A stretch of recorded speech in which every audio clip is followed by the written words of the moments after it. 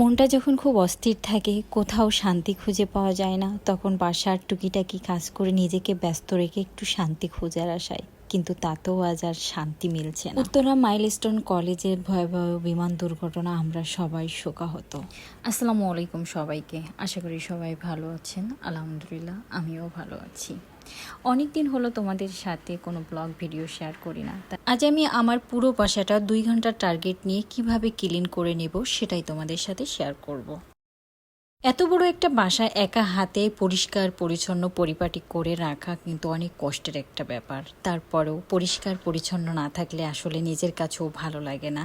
তাই সময় পেলেই আমি পরিষ্কার পরিচ্ছন্ন করেই সব কিছু গুছিয়ে নিই। আর আজ যেহেতু মনটাও ভালো নেই, তাই ভাবলাম কাজের মধ্যে থাকলে একটু ভালো লাগবে। এই জন্য প্রথমে আমি আমাদের মাস্টার বেডটা সুন্দর করে গুছিয়ে নিব। আর গুছিয়ে কি করব, এই যে এমন একটা জিনিস যার বাসায় আছে সে কখনো 5 মিনিটও একটা জায়গা গুছিয়ে রাখতে পারে। আমি এই রুমটা গুছিয়ে অন্য রুমে যাইতে যাইতে আবার এসে দেখবো যে এই রুমটা এলোমেলো করে ফেলছে। কিন্তু কি আর করা, বারবার সে এলোমেলো করে আর বারবার আমাকে গুছাতে হয়। এভাবেই আসলে প্রতিটা দিনই কাটে। আর যেদিন খুব বেশি ভালো করে গুছাই সেদিনকে তাকে একটু হুঁশিয়ারি দিই যে তুমি একদম এলোমেলো করবে না, কিন্তু সে তো আমার কথা কোনোভাবেই শুনবে না, তার যেটা করার সেটাই করবে। তো যাই হোক, প্রত্যেকটা মায়েরই আসলে এভাবেই সব কিছু করতে হয়, কিছু করার নেই। বাচ্চারা দুষ্টুমি করবে, এটাই স্বাভাবিক। তো তোমাদের সাথে কথা বলতে বলতে কিন্তু আমি এই রুমটা প্রায় কমপ্লিট করে ফেলেছি। তিল তিল করে গড়ে তোলা আমার সংসারের প্রতিটা জিনিস আমার কাছে অনেক বেশি মূল্যবান, এই জন্য আমি অনেক বেশি যত্ন করে রাখি।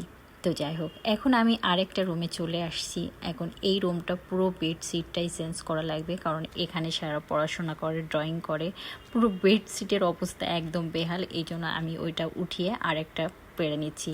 সাথে সাথে সেও কিন্তু আমাকে হেল্প করছে, শুধু দুষ্টুমি করছে না, সেও কিন্তু এখন আমার কাজে অনেকটাই হেল্প করতে যায়। পারে না যদিও, তারপরেও সে হেল্প করতে চায়, এটাই আলহামদুলিল্লাহ। আমার সারার একটা বিশেষ গুণ যেটা আমি দেখতে পাচ্ছি, ও সব কিছুতে খুব আগ্রহ, কাজ করা, লেখাপড়া, এগুলোতে আলহামদুলিল্লাহ ওর অনেক আগ্রহ, ওকে জোর করতে হয় না।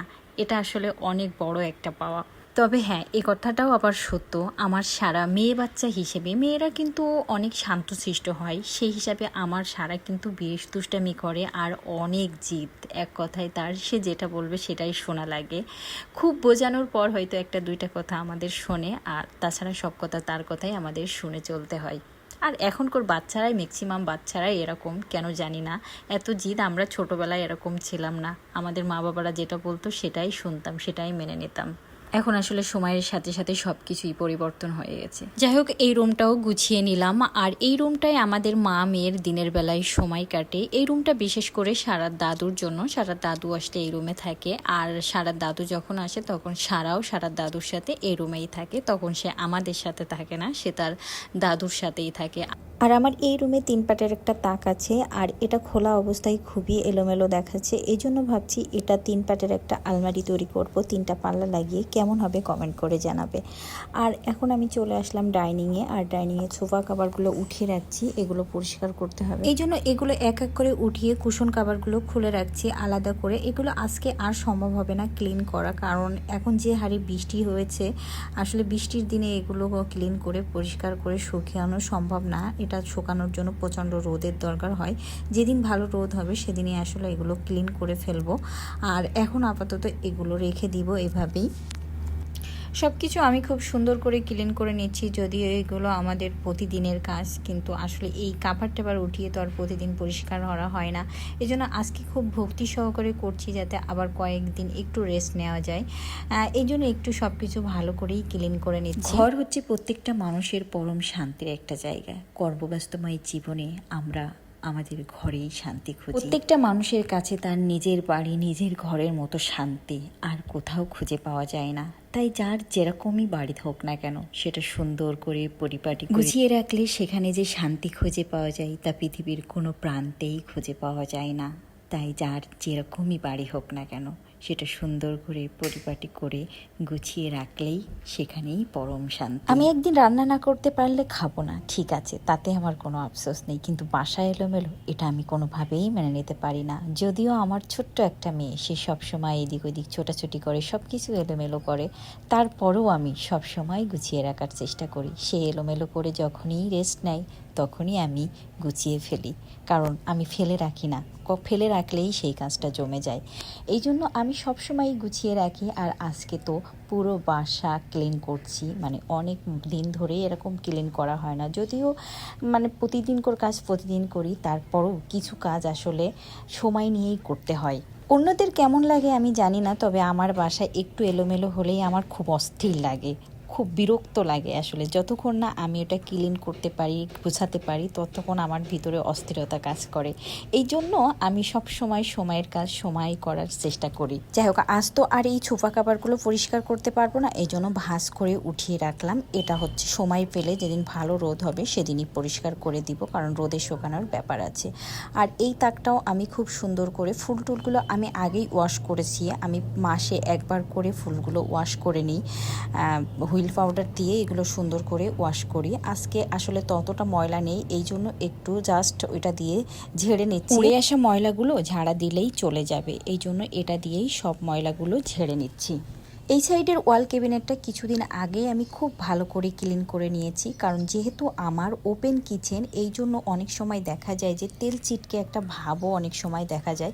এই জন্য আমি পানি গরম করে সব কিছু একটু মুছে নিই, একটু কোনো ভালো একটা কাপড় দিয়ে খুব ভালো করে মুছে নিই। আজকে আসলে ওই রকম প্যারা নেই, জাস্ট একটু ঝাড়া দিলেই সব কিছু ময়লা যে উড়ে আসে যে ময়লাগুলো ওগুলো চলে যাবে। এই জন্য এক এক করে সব কিছু সুন্দর করে ঝেড়ে নিলাম, ক্লিন করে নিলাম।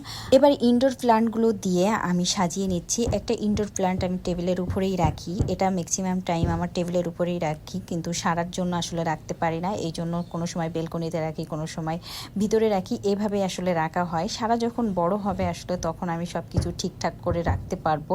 এখন সারার জন্য মন চাইলেও সব জায়গায় সব কিছু রাখতে পারি না, কারণ ও ছোট মানুষ, সব কিছু আসলে ও বোঝে না যে কোনটা আসলে আমার খেলার জিনিস, কোনটা খেলার জিনিস। অনেক সময় দেখা যায় এগুলো নিয়েই সে খেলা শুরু করে দিয়েছে, গাছের পাতা দিয়ে রান্নাবাটি করে, অনেক রকম রান্না করে সে গাছের পাতা দিয়ে। এই জন্য আসলে আমি ইনডোর প্ল্যান্টগুলো সবসময় এখন বেলকনিতেই রাখি, আর বেলকনিতে রাখলে আসলে অক্সিজেনটাও বেশি ভালো পায়, গাছগুলো সুন্দর থাকে। তোমাদের সাথে কথা বলতে বলতে কিন্তু আমার বাসার প্রায় কাজ আমি কমপ্লিট করে ফেলেছি। এখন জাস্ট পুরো বাসাটা একটু ভালো করে ঝাড়ু দিয়ে নেব, কারণ যেহেতু আমি সব কিছু ক্লিন করেছি, সব কিছুর ময়লা এখন নিচেই পড়েছে, এই জন্য আমি বাসাটা খুব ভালো করে ঝাড়ু দিয়ে ক্লিন করে নিচ্ছি।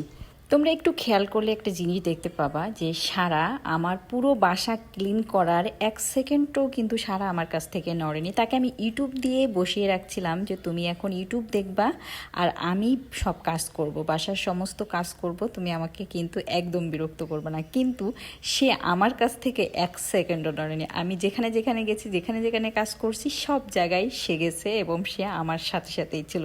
সারা কিন্তু সবসময় এইভাবেই আমার সাথেই থাকে।